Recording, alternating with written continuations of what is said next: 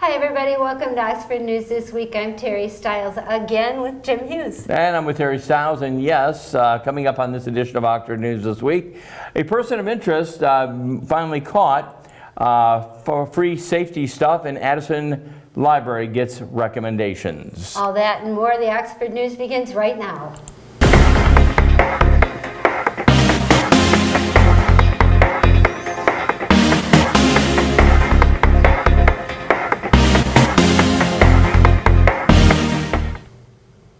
Last week we told you about a break-in at an Oxford landscaping company, and the Oxford Village Police posted surveillance pictures on social media of both the suspect and the vehicle that he drove. And according to Police Chief Mike Sowald, the vehicle, which was stolen, has been located and the person of interest is in custody. Well done, Oxford Village Police. As part of the Southeast Michigan Council of Governments Spring Traffic Safety Campaign, the township is offering free pedestrian safety items, including bike lights, light up wrists and for your arm, bands, and educational booklets, tip cards, and brochures. All these items are available at the Oxford Township Hall. Quantities are limited though, and only available while supplies last. Good cause there, Terry. Addison Township Library got some great news last week. In their continued search for funding to build a new library, the board submitted a proposal to the U.S. Representative Elisa Slotkin for consideration of funding from the 2022 House Appropriations Committee. Members of Congress are allowed to submit 10 qualified project proposals from their district for consideration of targeted federal dollars to benefit local community projects. According to Library Board President James Valdiga, the first community-owned library was deemed a deserving project for Slotkin to recommend to the board and requesting $500,000. The project may be included in an annual spending bill Congress will vote on for the upcoming fiscal year. According to Slotkin's office, the project or the process can be lengthy and funding cannot be guaranteed, but she will advocate the library is a worthy community project. The $500,000 would get the library to its $1.3 million goal to completely build the new library. Good luck. Jim? The Township of Oxford has announced the Planning Commission will hold a public hearing on the proposed ordinance amendment to regulate medical marijuana. The meeting is scheduled for Thursday, May 13th, and will be held at Lake Point Community Church at 1550 West Strainer Road. Under the proposed ordinance, growing more than 12 marijuana plants for medical use would only be permitted in the Township of Oxford as a special land use in light of the industrial zoning district. Growing 12 or less plants for medical use would continue to be permitted in all the Township zoning districts. Members of the public who choose to attend the meeting will be required to wear face masks and encouraged to practice social distancing. Terry? With the onset of spring weather and the loosening of COVID restrictions, people are out doing good deeds all over the township, and the Girl Scout cadets are no exception to doing good deeds.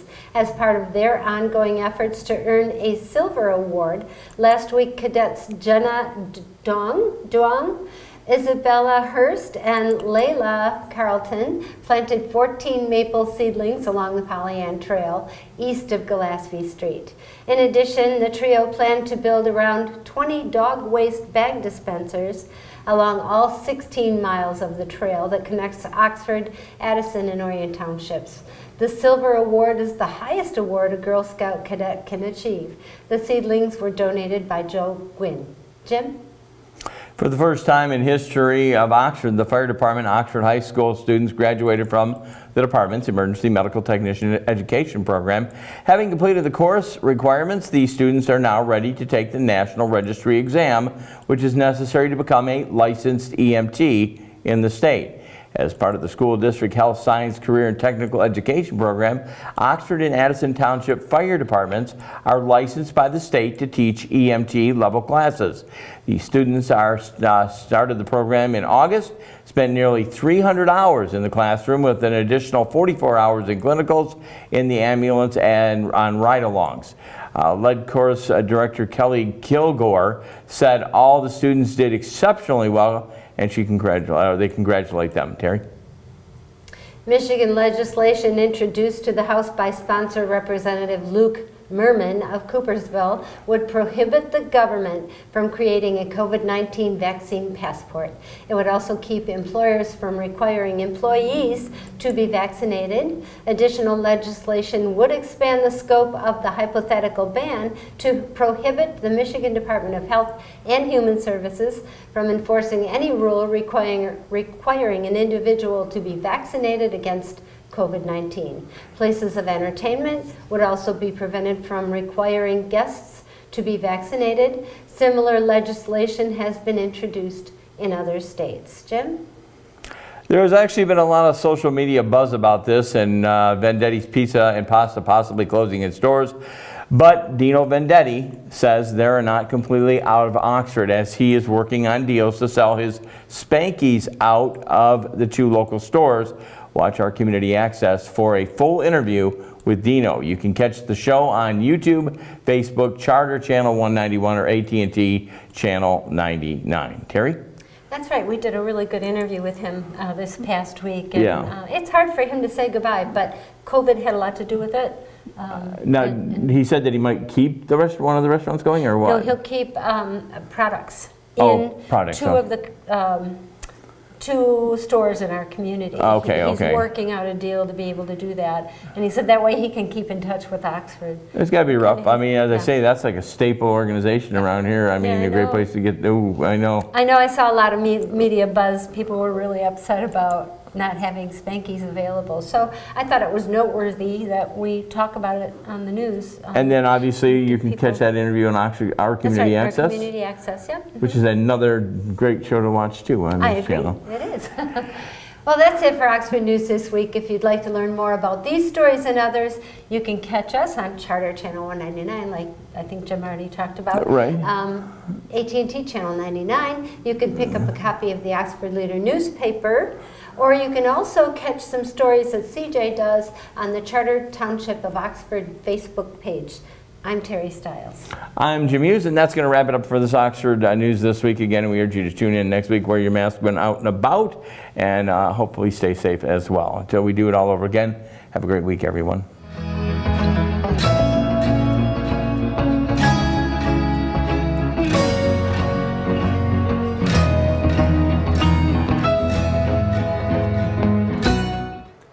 With your Oxford Wildcats athletic update, I'm Teddy Radquist. Dave Herrick's baseball program swept a 3-game set with the Clarkston Wolves on May 3rd and 4th to move to 15-5 this season and 6-3 in the Oakland Activities Association Red Division. The team returned to action today, Monday, May 10th, on the road at Rochester, and will complete the series with the Falcons on Wednesday with a home doubleheader, the first of which begins at 4 p.m. Junior second baseman / third baseman Tony Hatzigiorgio leads the team with a .482 batting average, and senior shortstop Ethan Berdua has tallied a team-high 24 hits. On the mound, senior right-hander Nolan Cucci has won 4 of his 5 starts and boasts a 1.96 earned run average in 32 innings of work. The softball program is off to an identical 15-5 start with a 4-0 record in the OAA Red. The team will play their final home series of the season tomorrow, Tuesday, against the Rochester Adams Highlanders beginning at 4:30 p.m. Coached by Kenny Allen, the softball program has outscored their opponents, the Clarkston Wolves and North Farmington Raiders, 60-10 in their 4 league games. And riding a 4-game win streak, John Thaler's girls soccer program is now 8-2 and 4-1 in the OAA White. The girls will play 2 home non-conference games this week, welcoming in the Waterford Mott Corsairs on Tuesday and the Armada Tigers on Thursday. Both of those games begin at 7 p.m.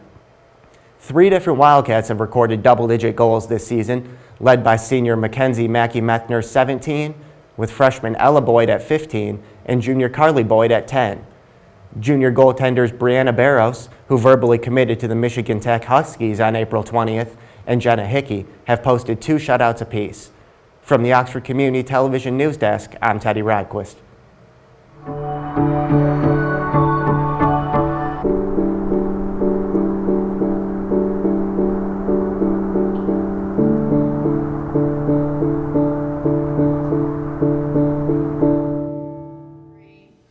Welcome to Auto Talk. I'm Dave Kenny, and this story is taken from Automotive News. The redesigned Honda Civic is getting a more grown-up design and feature set for its 11th generation as it battles to stay relevant amid America's crossover surge. Long popular among younger drivers as easy on the wallet and entertaining on the roadway, the Civic is not taking a radical departure in the new iteration. But it does take a step toward Honda's more stylish Accord midsize sedan. For the 2022 model, the Civic offers an all-digital instrument panel, a sports driving mode, a premium Bose stereo system, and a tasteful metal honeycomb accent across the dash as part of a simplified interior design. Inspired by classic elements of past Civics, you can really see how the Civic's new thin and light body has taken shape, says Gary Robinson, Assistant Vice President of Honda Automobile Product Planning. We've stretched the wheelbase and adopted a cleaner, more sophisticated look, he says. The new generation Civic was presented 2 weeks ago on Twitch and separately with a product introduction video hosted by Robinson. Civic has been the go-to choice for compact buyers for almost 50 years, and the all-new 11th generation Honda Civic builds on that leadership with simple and sporty styling inside and out, says Dave Gardner, Vice President of National Operations at American Honda. The car's pricing will be released closer to its sales launch in the summer. The Civic is the first of Honda's redesigned models to feature a simplified interior that minimizes clutter and driver distractions while providing easy access for controls to entertainment, climate, and other functions. The 2022 Civic has an all-digital instrument panel and a metal honeycomb accent. The door-to-door honeycomb accent creates a dramatic visual dividing line between the audio information displays and the climate controls, while the intricate flow-through design conceals the air vents that would otherwise mar the uncluttered and harmonious look, Honda said.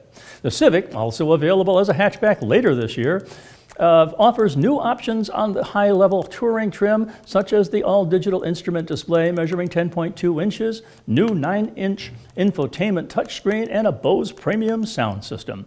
On the lower LX and Sport trims, the standard 2-liter 4-cylinder engine produces the same 158 horsepower as the outgoing model, but comes with a standard idle stop system and a new catalytic converter designed to improve fuel efficiency by 1 mile per gallon in city driving, according to EPA estimates.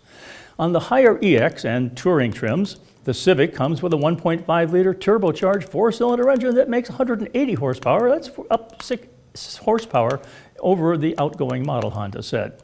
The turbo engine also gains 1 mile per gallon in the city cycle, Honda said. Well, that's it for this edition of Auto Talk. I'm Dave Kenny, and we'll be right back. Welcome to Oxford Community Television. We are proud that our 4 communities continue to choose local programming, local news, sports, community issues, familiar faces, celebrations, and commitment to each other. Welcome to Oxford Community Television. Welcome to Science in the News. I'm Dave Kenny, and this story is taken from New Scientist.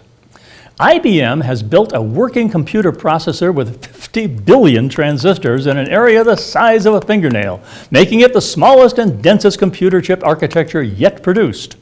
If it is adopted for use in data centers and consumer electronics, it could slash the vast amount of energy required for computing. The computer chip manufacturing industry names generations of chip technology by size class, though these don't refer to the actual size of the chip. New commercial devices tend to use 7 nanometer or 5 nanometer chips. For instance, Apple's M1 chip in its current range of computers and its A14 chip that powers current iPhones both use 5 nanometer chips. IBM claims it has created the first working 2 nanometer chip. The transistors in this prototype are 12 nanometers wide, which is just 24 silicon atoms across. Decreasing the size of transistors can make chips smaller, faster, and more efficient. For more mobile devices, this can mean a longer battery life.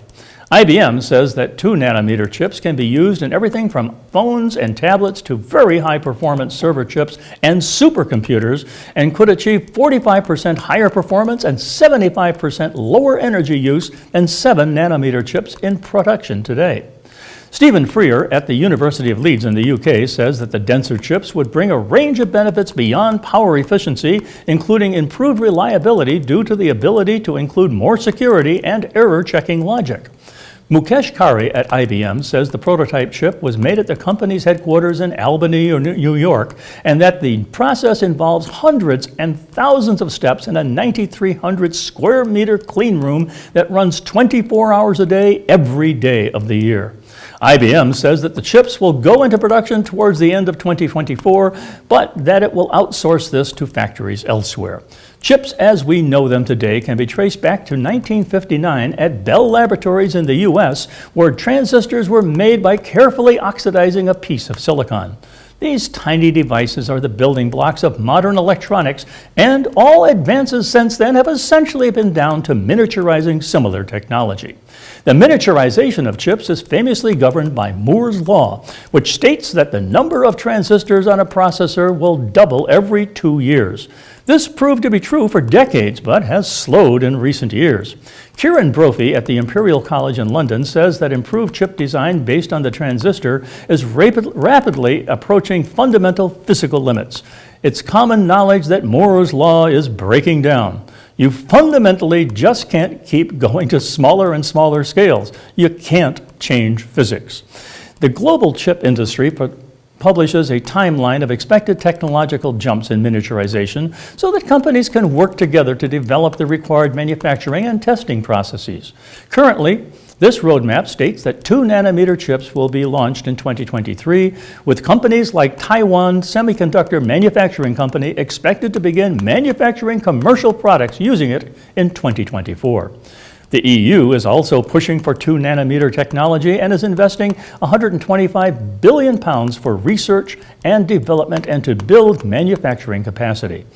Adoption of this technology could potentially make a big dent in climate change by reducing the energy demands of the vast data centers that power email, social media, banking, and video streaming services. Data centers like this currently account for 1% of the world's electricity use. Well, that's it for Science in the News. I'm Dave Kenny.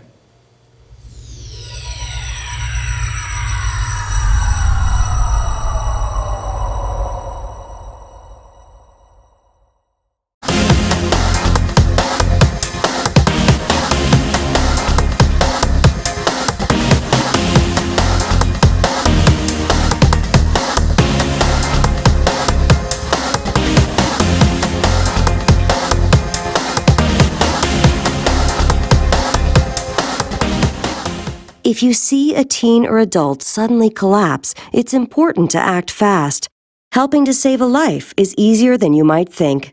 Just start hands-only CPR. The first step is to send someone to call 911 or call 911 yourself. Then get directly over the victim. Put the heel of one hand in the center of the chest, then put your other hand on top of the first. Then push hard and fast in the center of the chest until help arrives. It's important to push at a rate of at least 100 beats per minute, which is about the same tempo as the song Stayin' Alive. Let's hope you never have to use hands-only CPR, but if you see a teen or adult suddenly collapse, don't be afraid to try it. Remember, call 911, then push hard and fast in the center of the chest until help arrives. Your actions can help save a life. To learn more, call 877-AHA-4CPR or visit heart.org/hands-only CPR.